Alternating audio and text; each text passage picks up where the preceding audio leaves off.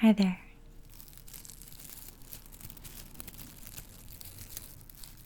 It's been a little while. I'm glad to see you again. And I'm glad to be back. It's been more than a few months since I uploaded a video.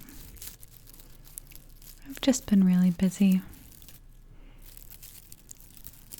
But I'm back now. And for my first video back, I wanted to do something a little more casual. I'll definitely be doing some cool logic videos in the future. I want to talk about predicate logic and quantified logics, and I'll be doing some more reading out of books. Really just whatever you all request. It seems like philosophy and logic videos are the most popular because there aren't a lot of ASMR channels that do that, but I love all kinds of things. I love beauty boxes and I love nature, and I'd be happy to do whatever my subscribers want to see. So if you have a particular topic in mind, just leave it in the comments and I will take it into consideration. But today we are just going to do, sorry, I'm having some trouble with one of my headphones.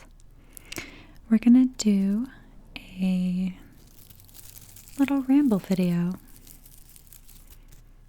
combined with some gentle leaf crinkling.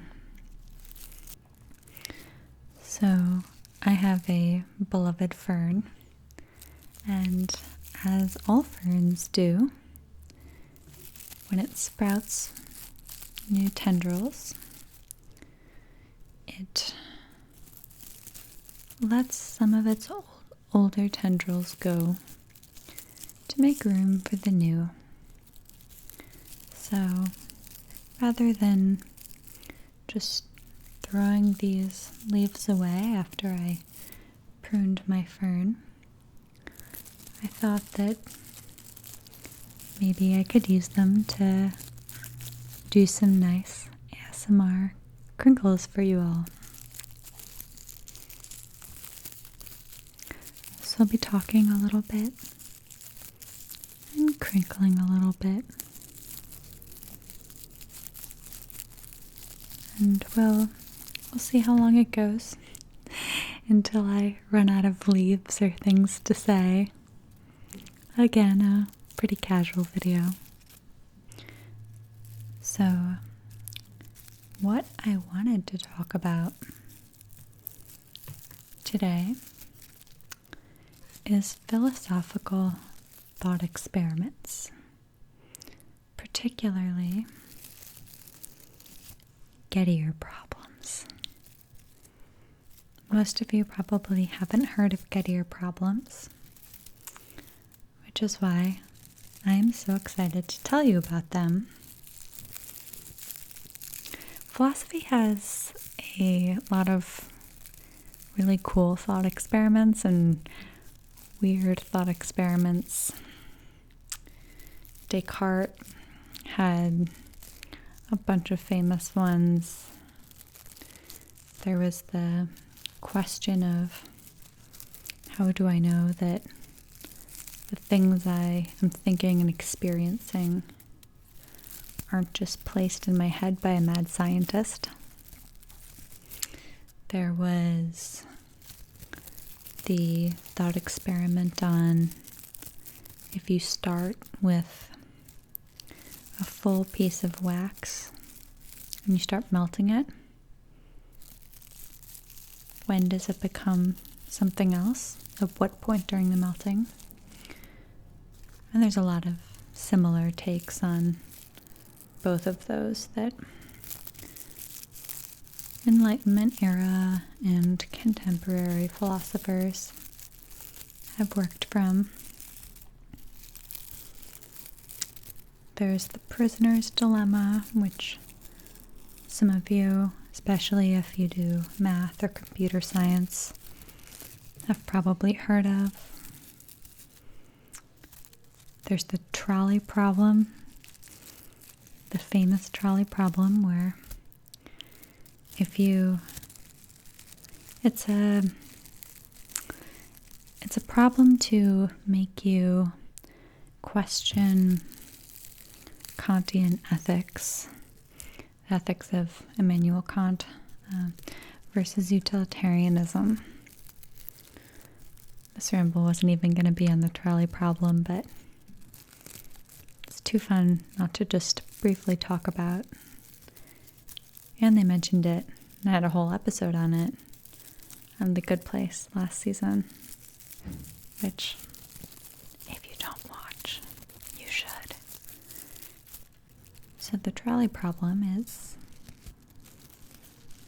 you are standing near some train tracks, or I guess trolley tracks.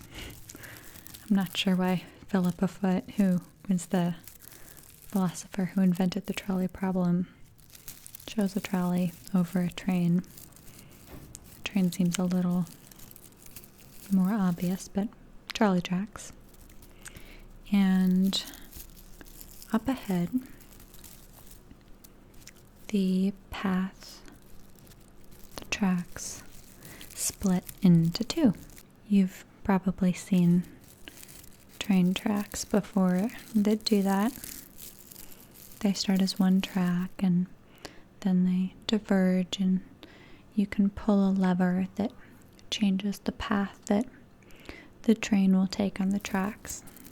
So these theoretical trolley tracks have two possible paths, and you're standing right by the lever that switches the two paths from one to the other.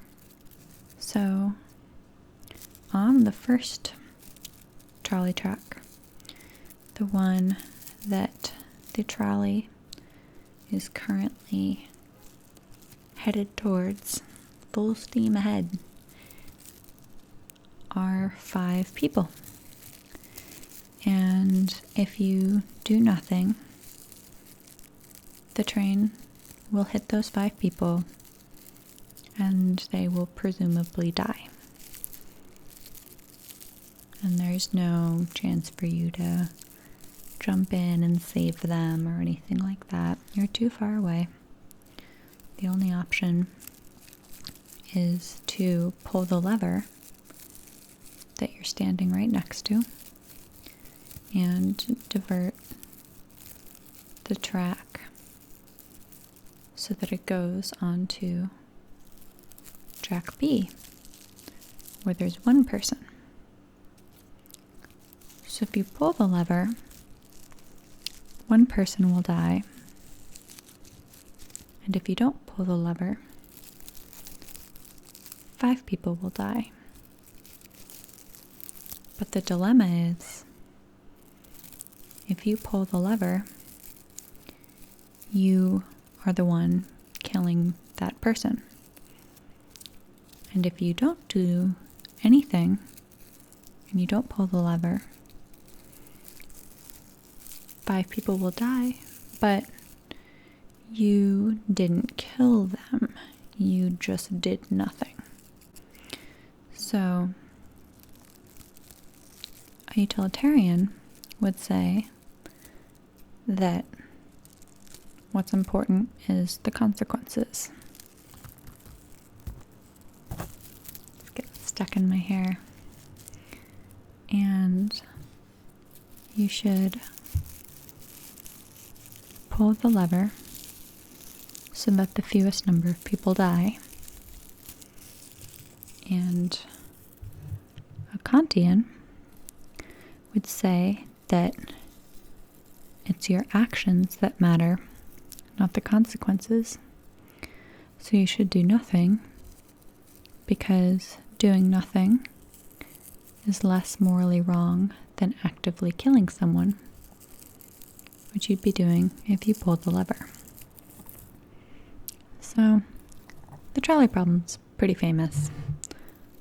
Probably a lot of you have heard of it before. I think it's maybe the most famous thought experiment in philosophy, other than maybe Plato's cave, which I'm not going to talk about because I just spent like 3 minutes discussing the trolley problem when I meant to talk about Gettier problems.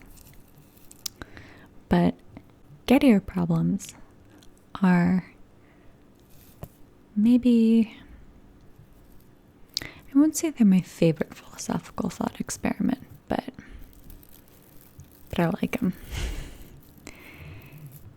And to understand a Gettier problem, you first need to know that epistemology, which is the area of philosophy that studies theories of knowledge, how we know, what do we know, what is knowledge, do we ever know a thing in itself or just some modified perception of that, etc. Any kind of philosophy that studies knowledge is epistemology. So, of course, one of the big questions in epistemology is, what is knowledge? What is it?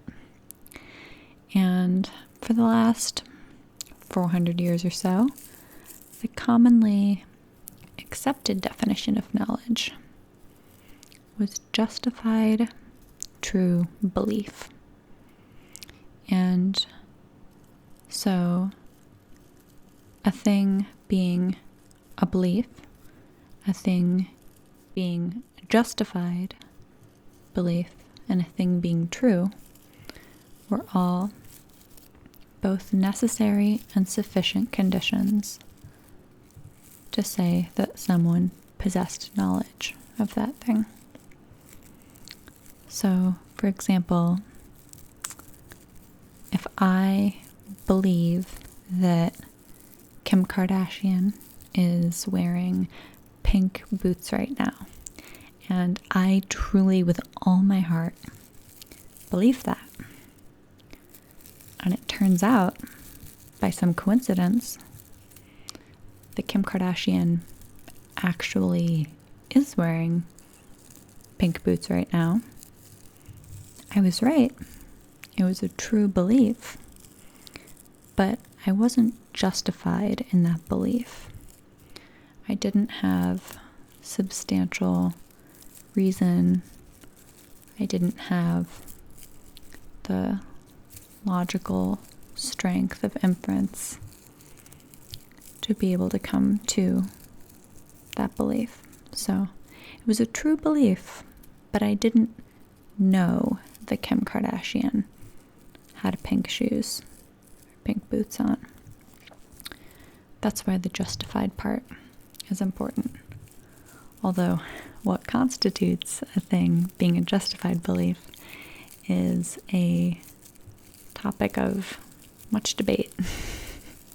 There are a lot of different theories of justification, and I'm not going to go into them. But, you have an idea of what it means for something to be justified. Anyway, the long-held, commonly accepted definition was that knowledge is justified true belief, and that if you had all three of those things, it was sufficient to say that you had knowledge of something.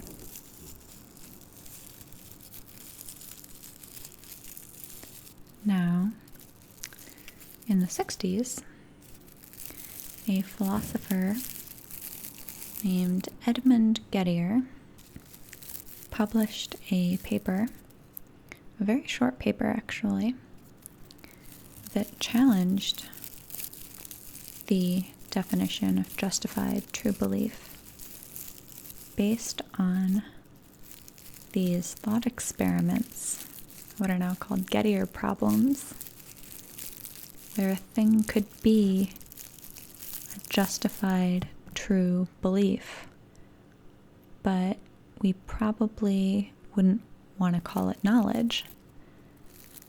And if those things exist, if instances exist where there's justified true belief, but it's not knowledge, then we can no longer say that justified true belief together are jointly sufficient conditions for knowledge. So, his first example has to do with having quarters in your pocket in a job interview. And frankly, it's kind of confusing, so I'm going to skip it. But his second example is, I think, much simpler and depends on a bit of logic called an inclusive disjunction. So an inclusive disjunction is where you can say an either-or statement is true as long as one side is true. So if I say either I have a fern or I am a goat, that is a true statement. Either I have a fern or I am a goat. Because I do have a fern, therefore either I have a fern or I am a goat is true.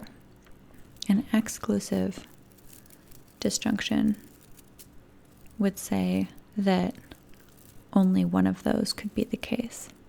So actually, Gettier Problems might work with exclusive disjunctions too. But we won't talk about that here. Anyway, in a disjunction, if at least one side of the disjunction is true, the whole disjunctive statement is true. So I'll give you another one. Not a Gettier problem. I haven't told you any yet, but another disjunction. Either I am crinkling leaves right now, or I am recording this on a MacBook. Don't send me a ton of hate in the comments. Those are both true. So that would also be a true disjunction because a true inclusive disjunction. Because it's okay that both of those are true. All we needed was for one of those to be true in order for it to be a true statement.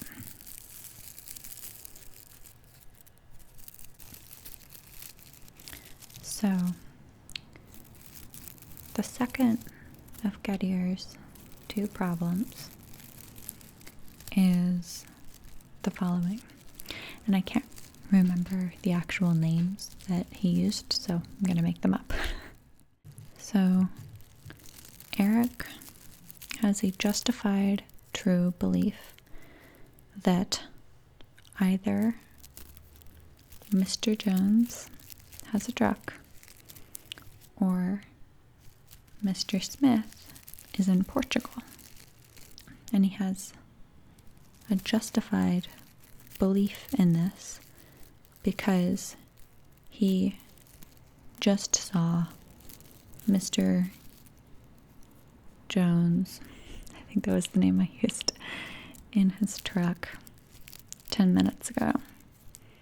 So he's justified in believing that Mr. Jones has a truck. However, unbeknownst to him, Mr. Jones was on his way to sell that truck, which he has now done. So, although it was a justified belief that Mr. Jones had a truck, it was not a true belief because it's not true. So, he doesn't have a justified true belief that Mr. Jones has a truck. But he does have a justified true belief that either Mr. Jones has a truck or Mr. Smith is in Portugal, because although he had no idea that this was the case, Mr. Smith just happens to be in Portugal. That wasn't a part of his original equation in believing that either Mr. Ford had a truck or, sorry, Mr. Jones, either Mr. Jones had a truck or Mr. Smith was in Portugal, because he believed that the first part of the disjunction was true, so he didn't need the second half to be true. But it just so happens that although his justified belief in Mr. Jones having the truck was not true, it is the case that Mr. Smith is in Portugal. Therefore, the disjunction itself, either Mr. Jones has a truck or Mr. Smith is in Portugal, is a true statement. So this is a Gettier problem because that statement, the either or statement, is justified because, who did I say it was? Eric. Eric is justified in believing that Mr. Jones has the truck. And he believes it. But it's true that Mr. Smith is in Portugal.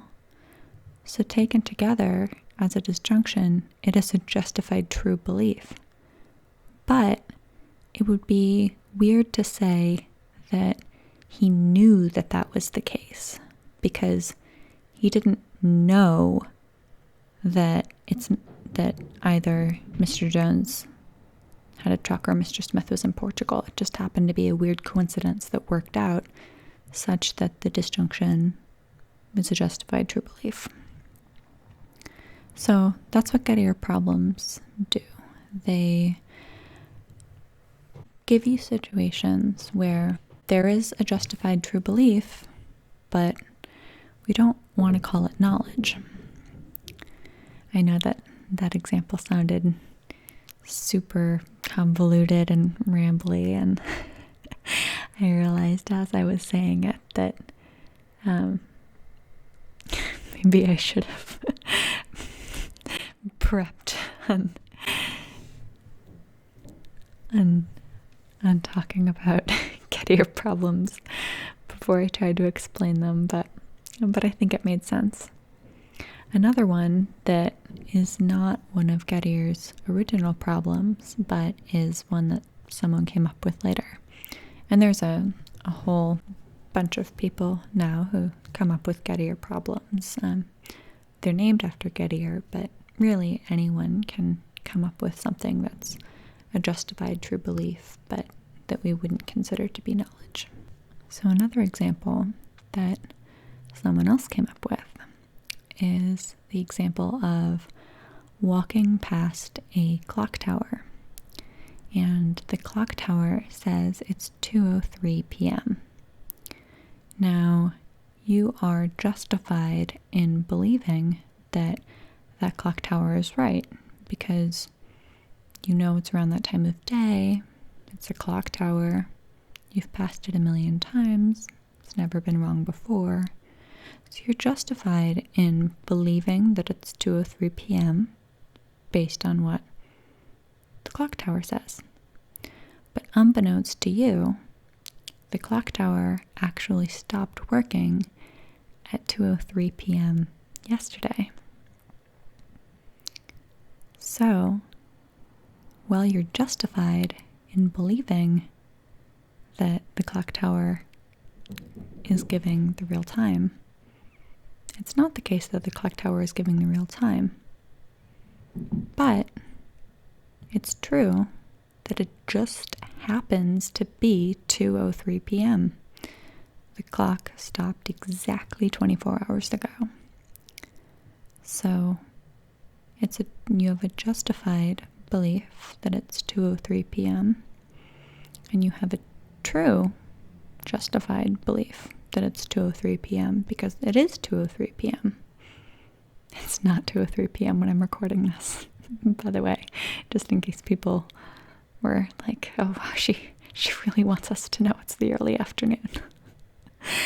It just seems like a, kind of visually pleasing time of day.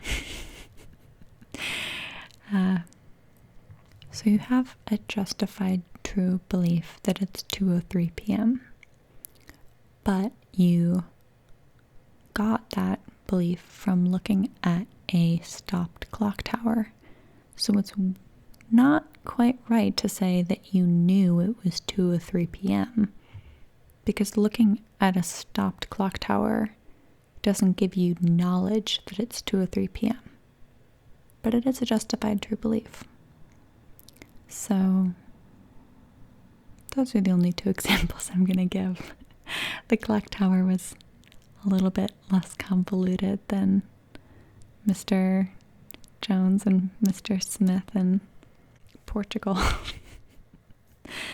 which is even less convoluted than the first Gettier problem that I didn't mention, which is the one about a job interview and having quarters in your pockets. But I just think they're fun because they do what any good thought experiment does, which is to not give any kind of competing theory necessarily, but just to poke annoying little holes in a theory that already exists. And I love that. It's just fun. I guess it's probably not as fun if you don't care about formal epistemology. I mean, it's not my area of specialty or anything. I have a casual interest in epistemology, but it's not like my field. If it were, I would hope that I would have been a little better at explaining the Gettier problems, but that's why this is getting labeled as a little ramble and not as a structured ASMR lesson on formal epistemology. So I hope you enjoyed hearing about those.